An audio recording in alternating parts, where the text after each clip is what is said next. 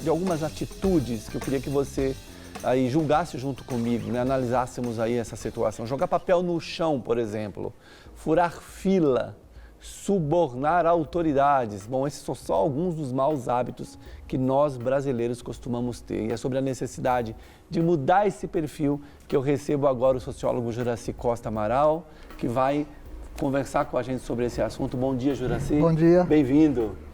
Bom dia. Deixa eu te pontuar algo que é muito claro e comum no nosso Brasil de hoje, né? A gente tem visto aí a corrupção imperando, a gente dá um sentido de que todos querem levantar uma bandeira para essa moralidade, esse sentido de justiça.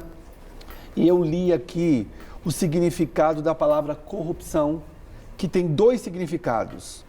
Algo que se quebra e se degrada. E aí, então, trazendo esse sentido para o nosso dia a dia, quando você estaciona numa fila dupla ou quando você comete alguma ação ilícita, você está degradando um sentido público também, não? É um problema que nós temos, que reflete em todos os sentidos e todas as estruturas da sociedade. Quando a gente fala de corrupção, a gente pensa só no sentido político, mas nas práticas cotidianas isso é nitidamente visível. Por exemplo, a degradação do meio e do espaço público, os monumentos, os prédios de uma maneira geral e o próprio ambiente onde o sujeito vive, porque contribui para a degradação no sentido de destruir, de sujar, né? E principalmente, né, instalar um ambiente inóspito, né, que provoca, eu falo talvez aí um pouco exagerado, a infelicidade, o mal viver. É verdade. Né? Então nós precisamos de ter uma concepção de sociedade onde todos participem, né, para a construção de um bem-estar, de um bem viver. Nessa condição nossa, é possível a gente ver que está refletindo aí a violência, né?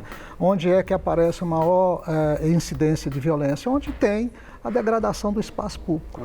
Quanto mais isso aumenta, mais a gente percebe que a sociedade está degringolando. A nossa sociedade ela está perdendo o sentido e os valores essenciais da vida, né? Com a violência, com a taxa de criminalidade que é assustadora e, consequentemente, todos culpando todos. Nós temos uma característica que eu acho assim um pouco, retomar uma discussão antiga do nazismo, de denunciar. Então, uma sociedade que todos estabelecem o convívio pela denúncia, ninguém confia em ninguém. Consequentemente, nós não unimos para o bem comum. A culpa nunca é minha, né? Nunca a culpa é da professora, a culpa nunca que é do indivíduo que protagoniza aquilo. E tem uma característica na sociedade brasileira, nessa área de punição, as pessoas, as autoridades no Brasil, as leis, as normas, punem as pessoas, não punem os atos. Então, dependendo da pessoa, é punida. E outros não são punidos. Os atos são os mesmos, mas a punição varia conforme quem... De injustiça. Injustiça, e isso cria esse mal-estar que nós vivemos há muito tempo e está aumentando. Eu não tenho uma expectativa que vai melhorar a curto prazo, porque é reproduzido. É reproduzido. O grande mal-estar nosso... As crianças observam seus pais... As referências são as referências piores que existem. As pessoas se identificam com aquilo que é de mal, que é aquilo que não tem valor, sentido para a vida. Ou seja, a decadência moral está refletindo o mal-estar geral. Eu vi recentemente, eu nem sei se até comentei aqui no De Tudo Um Pouco, eu vi um cartaz, um outdoor, até depois dei uma olhada melhor na cidade para ver se era uma série de outdoors, mas não identifiquei, dizendo assim, vamos deixar de ter o jeitinho brasileiro. E aí tinha uma lista de situações que caracterizam o jeitinho brasileiro. E eu acho que todas essas falhas de degradação, Juracy, que a gente está comentando, a gente acaba camuflando até por esse título bonitinho, né? O jeitinho brasileiro. E eu me lembro que essa nomenclatura até foi dada há muito tempo atrás para um jogador de futebol que criou esse jargão. E a gente conseguiu atribuir a esse jargão todos os nossos delitos. Né? Essa prática, há uma polêmica a respeito disso, porque Roberto da Mata, um antropólogo, né, ele começou a fazer referência a essas discussões e trouxe isso para a compreensão do Brasil, o Brasil dual. Né? Mas se a gente pensar, é um fenômeno, no jeitinho, que parece que ser específico do Brasil em decorrência de uma herança escravagista. Então, entre o mandante, o senhor, o dono do poder e o povo, né, há uma barreira intransponível. E o povo, para resolver os seus problemas, começa a recorrer àquele penduricalho. É o amigo do amigo que tem alguém no poder. E isso cria uma possibilidade de ser tratado como pessoa. No poder, eu sou. Mas eu não tendo amigo, eu sou indivíduo. E indivíduo, a lei é cruel. A lei brasileira é uma lei draconiana. Ela pune, né, aqueles que não estão inseridos no contexto da amizade, do que a gente chama de campo. Né? O sujeito está vivendo num campo, né, que ele pertence, ele tem toda a possibilidade de movimentar ali, de ter acesso às coisas. Aqueles que estão ausentes, eles são fechados a entrar nisso aí. Então a lei, ela permite às pessoas que vivem excluídas, né, não ter acesso. A gente fala que há igualdade, justiça, isso é aliás, o brasileiro ele é muito conduzido assim, eu fico imaginando, pelo um otimismo que não existe. Pela uma perspectiva de...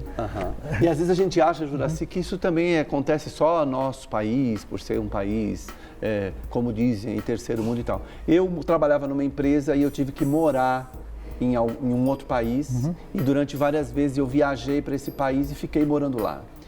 Durante muitas vezes, os policiais de trânsito me paravam dizendo que eu infringi uma lei ali.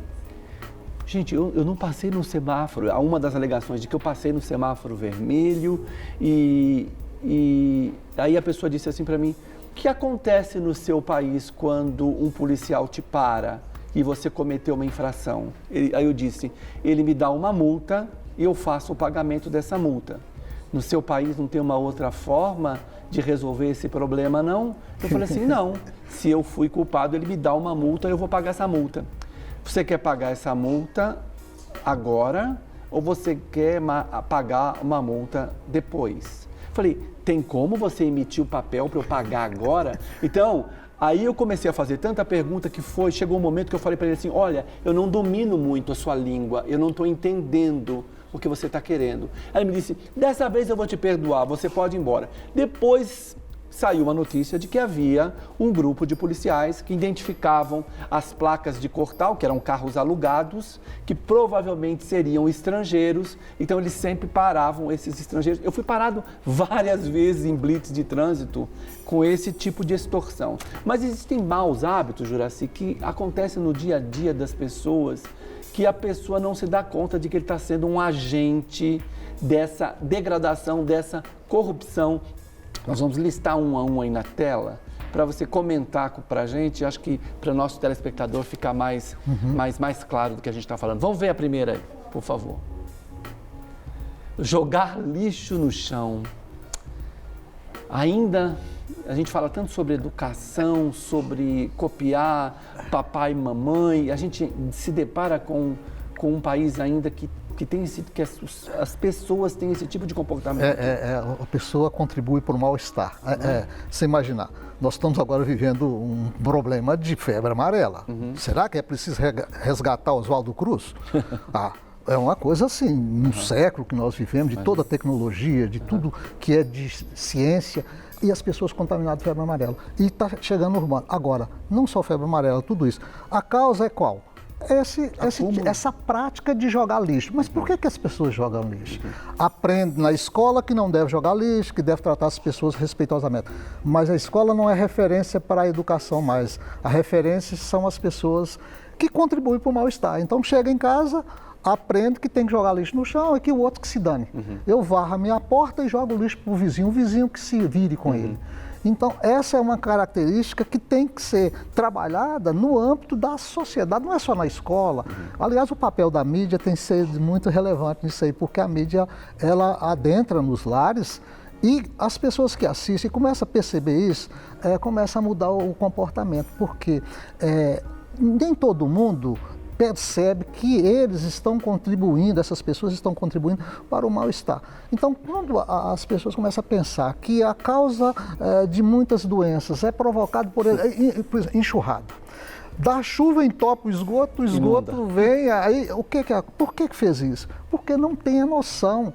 Eu quero ficar livre do lixo, eu jogo em qualquer lugar. Eu estou dentro do carro, apesar da lei de trânsito proibir, eu estou comendo alguma coisa no carro, qualquer coisa, a primeira coisa que eu faço é abrir a janela e jogar fora. Eu não percebo que naquele lugar, apesar de ser uma estrada, tem gente passando, eu posso contribuir para ele. Não tem essa noção. Eu vi um depoimento de uma grande apresentadora de programa de televisão, que ela disse que ela foi para um país da Europa, ela saiu do hotel, chamou um táxi, o táxi pegou na porta e ela, no banco de trás, ela abriu uma balinha com papel desse tamanho, transparente, e pelo talvez força do hábito ou sem se dar conta, jogou pelo vidro. Nesse momento passava um policial que a multou. Então, assim, muitas vezes... E tem um detalhe que eu acho interessante, quando a gente toca nessa questão da lei da punição. A polícia de trânsito, principalmente. Eu não estou falando de uma polícia geral, mas você pega especificamente o caso do trânsito, que é o reflexo do mal-estar nosso. Nós andamos na rua trombando pedestre, né? Pedestre não tem um controle corporal, tromba um com o outro. Observe isso, não tem uma noção espacial. Você vai para o trânsito é a mesma coisa. Do jeito que ele anda nas escadas rolantes, em todo lugar, ocupando passeio e tudo, é no trânsito. Então, as coisas, né, não é o carro que sai aí errado, é o indivíduo que comporta como o pedestre, comporta dirigindo. Mas eu fico imaginando a punição do trânsito. A preocupação é anotar a placa escondido. Para passar um ano, o sujeito chegar lá, eu tive uma multa, nem sabe do que. Não tem um papel educativo, mas arrecadativo. A intenção não é ensinar. Não é ensinar. E essa questão, por exemplo, da escola, da família, a integração escola-família é uma coisa que não existe no Brasil ainda de forma que deveria. É cada um no seu lugar. O aluno vai para a escola resolve o problema lá da escola.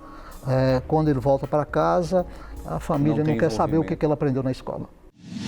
Para receber todas as novidades do canal, inscreva-se e, se curtir o vídeo, clique em gostei. Aproveite para acompanhar a Rede Super nas redes sociais.